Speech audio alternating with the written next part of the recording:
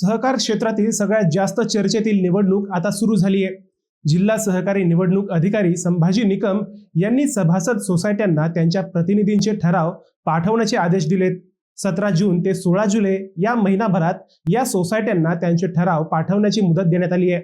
जुलै ते ऑगस्ट या पुढच्या महिनाभरात मतदार यादी फायनल होऊन लगेच ऑगस्ट किंवा सप्टेंबर मध्ये जिल्हा बँकेची निवडणूक होईल। म्हणजेच ज्यांना जिल्हा बँकेचा संचालक व्हायचंय त्यांना तयारीसाठी फक्त 2 महिन्यांचा कालावधी शिल्लक राहिलाय। आता या निवडणुकीची अजून एक गंमत म्हणजे सहकाराच्या नव्या कायद्याने ही निवडणूक होणार आहे। ज्यांना जिल्हा बँकेत संचालक म्हणून सलग 10 वर्ष झालीत त्यांना ही निवडणूक लढवता येणार नाही। सलग 2 टर्म जे संचालक पदावर होते ते या निवडणुकीत अपात्र होतील। त्यामुळे सहकारातील तब्बल अर्धा डझन दिग्गजांना आपापले वारसदार शोधावे लागणार आहेत। जिल्हा बँकेचा इतिहास पाहिला तर आतापर्यंत काँग्रेसचे ज्येष्ठ नेते बाळासाहेब थोरात व पालकमंत्री राधाकृष्ण विखे पाटील या 2 दिग्गजांतच बँकेची सत्ता राहिली आहे। आता ही तशीच परिस्थिती आहे। फक्त काही नव्या नेत्यांनी अचानक गुडघ्याला बाशिंग बांधल्यामुळे निवडणुकीत रंगत आली आहे। सभापती प्राध्यापक राम शिंदे, खासदार निलेश लंके यांच्यात जिल्हा बँकेत चमत्कार करण्याची ताकद सध्या तरी दिसत नाहीये, परंतु त्यांची नावे चर्चेत मात्र येऊ लागली आहे। काय चाललंय नगरच्या जिल्हा बँकेत हेच आपण या व्हिडिओतून पाहणार आहोत। नमस्कार, मी अजय आणि आपण पाहत आहात अहिल्यानगर लाईव्ह 24 नगरी राजकारणाचं परफेक्ट अनालिसिस। अहिल्यानगर जिल्हा बँकेची निवडणूक प्रक्रिया सुरू झाल्यात जमा आहे। मंगळवारपासून सभासद सोसायट्यांकडून ठराव मागवण्यास सुरुवात झाली आहे। 16 जुलैपर्यंत हे ठराव दाखल करता येणार आहेत। या निवडणुकीत मतदान करण्यासाठी ज्या सहकारी संस्था 1 जून 2023 किंवा त्यापूर्वी बँकेच्या सभासद असतील त्याच पात्र राहणार आहेत। प्राथमिक कृषी पतपुरवठा सहकारी संस्था सोडून इतर सहकारी संस्था थकबाकीत असतील तर अशा संस्था प्रतिनिधींना मतदानाचा अधिकार राहणार नाही। बँक सभासद संस्थांचे प्रतिनिधींचे ठराव संस्थेचे मुख्यालय असलेल्या जिल्ह्यातील संबंधित उपनिबंधक सहकारी संस्था यांच्या कार्यालयात सादर करण्यास सुरुवात झाली आहे। हे ठराव घेण्यासाठी 1 महिन्याची मुदत देण्यात आली आहे। त्यानंतर 1 महिना मतदार यादी कार्यक्रमासाठी लागणार आहे।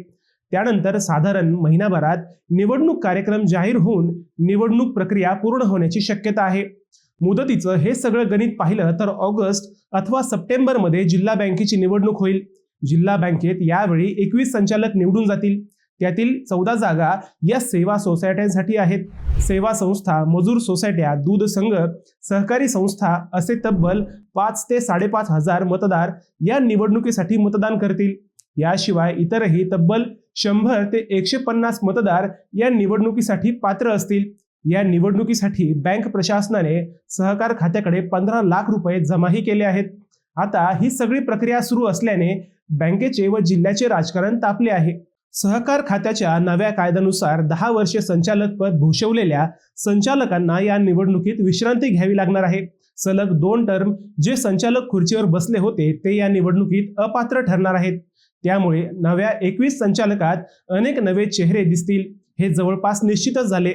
आता याच नव्या चेहऱ्यात जुने जाणते नेते कुणाला आपला वारसदार नेमतात या चर्चा सुरू झाल्या आहेत। एकीकडे जिल्हा बँकेत भाजपचे प्रदेश उपाध्यक्ष डॉक्टर सुजय विखे पाटील व सभापती प्राध्यापक राम शिंदे यांची एंट्री होईल असा अंदाज बांधला जातोय, परंतु सलग 10 वर्ष संचालक असणाऱ्या माजी अध्यक्ष चंद्रशेखर घुले, सीताराम पाटील गायकर, अंबादास पिसाळ, अण्णासाहेब मस्के, अरुण तनपुरे आणि आमदार मोनिका राजळे अशा 6 संचालकांनी सलग 2 टर्म संचालक पद भूषवलं आहे। त्यापैकी आमदार मोनिका राजळे यांनी आपली पहिली टर्म पूर्ण केली नव्हती, त्यामुळे त्या सलग 10 वर्ष संचालक नव्हत्या, परंतु उरलेले 5 जण मात्र सलग 10 वर्ष संचालक होते। त्यामुळे त्यांना पुन्हा निवडणूक लढवता येणार नसल्याचे सांगितले जात आहे। या कूलिंग ऑफ नियमामुळे प्रस्थापित ज्येष्ठ नेते निवडणुकीतून बाहेर झाल्यास आगामी जिल्हा बँक निवडणुकीत अनेक नवे तरुण चेहरे संचालक मंडळावर पाहण्यास मिळतील। त्या दृष्टीने आता मतदार याद्या आणि ठराव जमा करण्याची निवडणूक पूर्व प्रक्रिया सुरू करण्यात आली आहे। सहकार कायद्यातील कूलिंग ऑफ या नियमामुळे स्वतः निवडणूक लढवता येत नसली तरी जिल्हा बँकेवरील आपली पकड आणि राजकीय वर्चस्व कायम ठेवण्यासाठी हे नेते आपल्याच कुटुंबातील सदस्याला संचालक करण्याची रणनीती वापरण्याची दाट शक्यता आहे।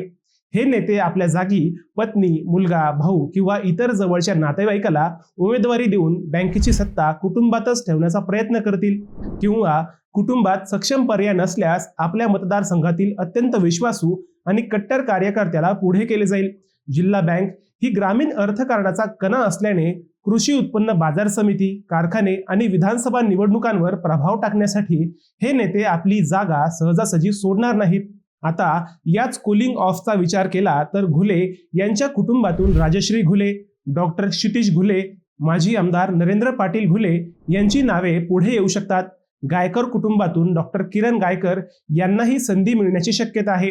अकोले तालुक्यातील अजित पवार गटाचा एखादा कट्टर कार्यकर्ताही गायकर यांच्याऐवजी संचालक होण्याची शक्यता आहे. श्रीगोंदा मतदारसंघातील अंबादास गायकर यांच्याऐवजी त्यांच्या कुटुंबातील अनुराधा पिसाळ किंवा विखे गटाचा एखादा नेताही अचानक संचालक होऊ शकतो. अगदी अशीच गत राहुरीच्या तनपुरे कुटुंबात सुद्धा आहे. अरुण तनपुरे यांचे सुपुत्र किंवा त्यांच्या कुटुंबातील इतर सदस्यांनाही संचालक पदाची लॉटरी लागण्याची शक्यता व्यक्त केली जात आहे.